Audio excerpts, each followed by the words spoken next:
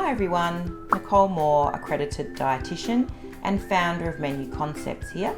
And today on my Low Carb Bites podcast, I want to talk about a bit of a hot topic that I have been, chatting to a lot of my clients about this week, considering it's Christmas, and basically a lot of them have kind of fallen off the low carb wagon and are really struggling to get back on track.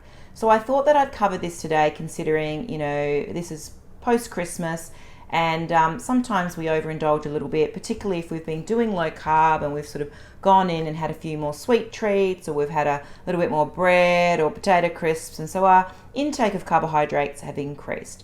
And what often people find themselves in a situation is where they're really struggling with a lot more cravings and hunger after they've sort of fallen off track, and they really struggle to get back on track.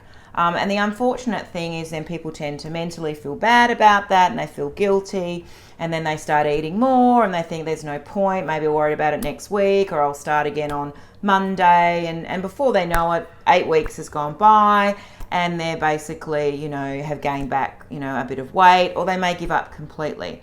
So I really want to give you some tips today that may actually help you recover from your overindulgent Christmas and help you get back on the low carb correct track. What you've got to remember when you've been low carb for a while and then you actually sort of fall off track and start increasing carbohydrate, you're increasing a lot of sugar in your body, and this increases your insulin, and it's insulin that creates the excess hunger and the excess cravings because it impacts our ghrelin and leptin hormones, which are what sort of, regulate our hunger and our cravings. So suddenly we get this kind of tsunami of sugar in our body, and we get this, elevated level of insulin again, and suddenly the insulin switches on. And that means that we're suddenly hungry again, we're struggling to do our fasting, we're looking in the cupboard every couple of hours, we can't stop thinking about food. That real obsession starts to come back. Maybe we're craving more bread, maybe we're craving more, sugar. And the problem is it's really, really hard for people to sort of get themselves back to where they were when they first started low carb. And they often say to me, I'm so struggling so much, I keep falling off track, then they get back on track, then they fall off track. And I say to everyone, look, the most important thing to remember is, number one, when you do overindulge in carbohydrate, when you are generally low carb, you're going to experience excess hunger and craving. So be ready for it. Whether you accidentally fell off the low carb track, and you couldn't resist the cheesecake or the potato salad, or whether you purposely decided that's exactly what I need, I'm going to have pizza today because I haven't had it and everyone else is having it, and it's, I want to indulge. So, whatever the reason, doesn't matter. The consequence will be increased hunger and cravings, and you will struggle the next day. So what you should try to do is not go back to what you were doing initially, because you will fail, because you'll be too hungry, and then you'll end up grabbing the wrong thing, and then you'll fail again, and then you'll feel mentally, frustrated, and that mental frustration makes us eat more, and it's a vicious cycle. So to sort of break the vicious cycle, you say, right, I'm going to be hungry today because I've had a few days where I've been off track, so I'm ready for it. And what you need to do is what I call the sort of low carb recovery phase. So anytime you fall off track, do your low carb recovery phase. And what that means is I want you to hit fat and hit protein as hard as you can for at least 24 hours. It may need to be done for half a day. You may need to do it 24 hours. You may need to do it for 2 days. What you do is you eat more fat and more protein and shove it in as much as you can to feel satiated, to feel satisfied, to not feel hungry. Once you hit the wall, you'll start to notice you won't feel hungry. Your appetite will drop. You'll start to feel back in control. Suddenly 4 hours goes by before you actually eat. What we want you to do is I want you to feel absolutely full so that you don't crave. And then when you don't crave, you won't need another biscuit, or you won't need the bread, or you won't crave that little bit of rocky road that you're, snacking on. You'll be able to actually stay in control, and you'll find that suddenly you won't then need to eat as much fat and protein, and you'll naturally progress back into your fasting, and you'll naturally progress back into your low carb life. So it may look like the next day that you have cream in your coffee all day long, and you might make a real cheesy, buttery omelette for breakfast, and you may have a chicken salad but put a whole avocado in it and put heaps of cheese and put a big full fat ranch dressing. And maybe you'll need to graze all day, but that will be grazing on things like salted macadamia nuts. And then for dinner it might be a big grass-fed steak, and eat the eat the fat, don't eat your protein naked, eat the fat on your meat. It's natural fat.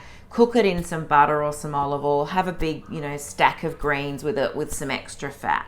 And maybe you'll need some, keto chocolate or some sugar-free chocolate or some form of keto dessert. So you might eat a lot that day, but if you feed up on the right type of calories, if you feed up on fat and protein, it'll stop you needing the carbohydrate, and that will reduce your cravings. And then within 1 or 2 days, you'll break that carb binge crave cycle, and you'll naturally fall back into fasting, reduced hunger, 2 meals or 1 meal or 3 meals a day. You won't need the snacks, but it needs to happen naturally by following the right type of macronutrient profile, which we know with low carb is to eat healthy fats and protein.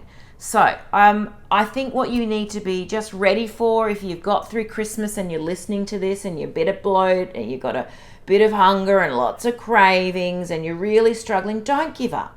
Just say, okay, let's go into recovery low fat phase and we'll do it as long as we need. Don't worry about the scales. Probably best not to weigh yourself. If you're not feeling great, you've gained anyway, so it doesn't matter. Wait till you feel good again. What you have to focus on is your health rituals.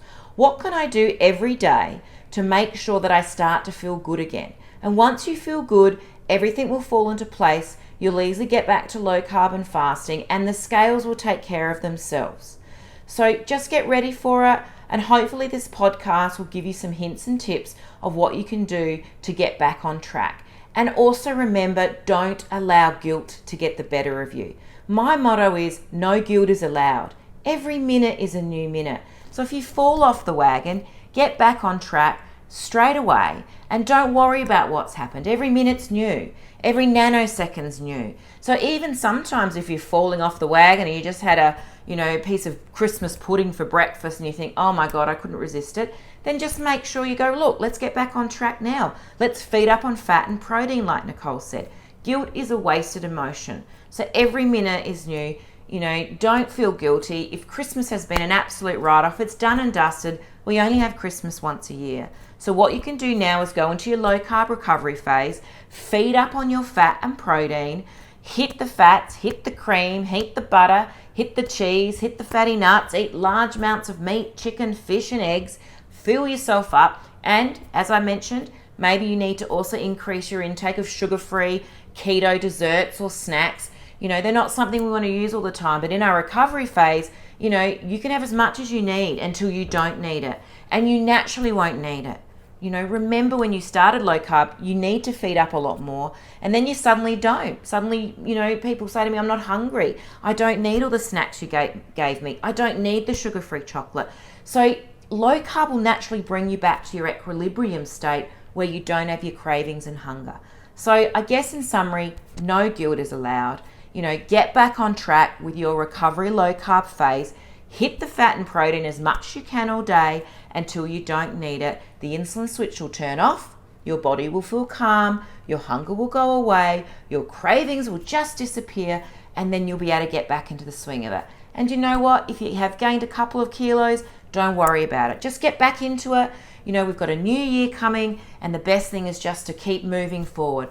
I hope this has given you some hints and tips. I hope this has remotivated you. Maybe if you were struggling a bit mentally, share this with anyone you know that might need a bit of a kickstart. And don't forget to go to my website. There's a great low carb resource library with lots of recipes. There's Kickstarter menu plans. So if you just need something to follow that says eat this and eat this, go and get yourself some resources.